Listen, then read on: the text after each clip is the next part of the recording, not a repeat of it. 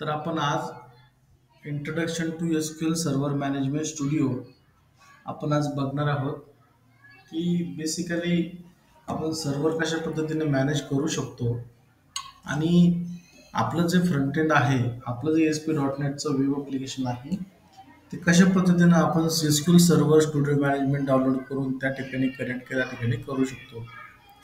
MS SQL Server Studio is work station or client tool which is used to connect to the MySQL server. Okay.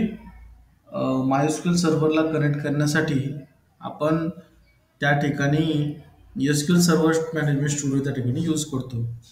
SQL Server Management Studio is a Windows software or client tool used to connect and work with the SQL Server from graphical user interface instead of using command line.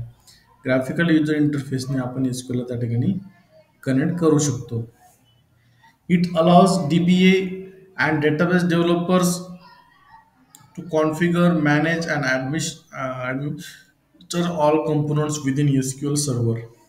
Its main functionality is to create database and tables, executes SQL query for inserting, updating, and deleting data, creating and managing stored procedure, trigger, views, and cursors.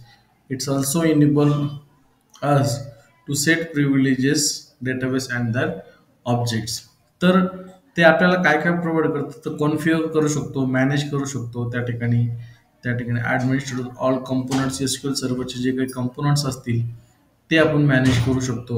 एवढ्या सगळ्या पद्धतीने आपण त्या ठिकाणी करू शकतो. Okay. Go to official page by clicking on this. तर या वेबसाईटवरती जाऊन आपण त्या ठिकाणी क्लिक करून आपण त्या वेबसाईटवरती जाऊ शकतो आणि ते डाउनलोड करू शकतो.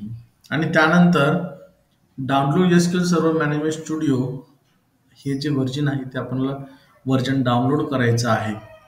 ओके. तर त्या ठिकाणी डायरेक्टली तुम्हाला असा पॉपअप येईल. त्यानंतर इथे डाउनलोड एसक्यूएल सर्व्हर मॅनेजमेंट स्टुडिओवरती क्लिक करायचं आहे. त्यानंतर ही file setup file executable file download झाल्याच्या नंतर आपल्याला इन्स्टॉल म्हणून क्लिक करायचं आहे. इन्स्टॉलवरती क्लिक केल्याच्या नंतर आपल्याला पॅकेजेस लोडिंगचं त्या ठिकाणी सांगायचं आहे. Packages loading. त्यानंतर परत सगळं कंप्लीट झाल्यानंतर रिस्टार्ट त्या ठिकाणी म्हणायचं आहे. तर अशा पद्धतीने आपल्याला प्रॉपरली सेटअप इन्स्टॉल झालेला आहे. इन्स्टॉल झाल्याच्या नंतर परत स्टार्ट मेनूमध्ये जाऊन मायक्रोसॉफ्ट एसक्यूएल सर्व्हर टूल्स 18 हे आपल्याला ओपन करायचं आहे. ओपन केल्याच्या नंतर इथं कनेक्ट टू द सर्व्हर म्हणून एक ऑप्शन येतं, ते आपल्याला त्या ठिकाणी क्लिक करायचं आहे. तर आपण त्या ठिकाणी इमिडिएटली आपण काय करू शकतो, connect to the server screen similar to the describe below. तर कनेक्ट किंवा युजर इंटरफेसद्वारे किंवा SSMS ही कमांड टाकून आपण सिमिलरली ते सर्व्हर सोबत त्या ठिकाणी कनेक्ट करू शकतो. तर पहिली स्टेप आहे इथं क्लिक करणे.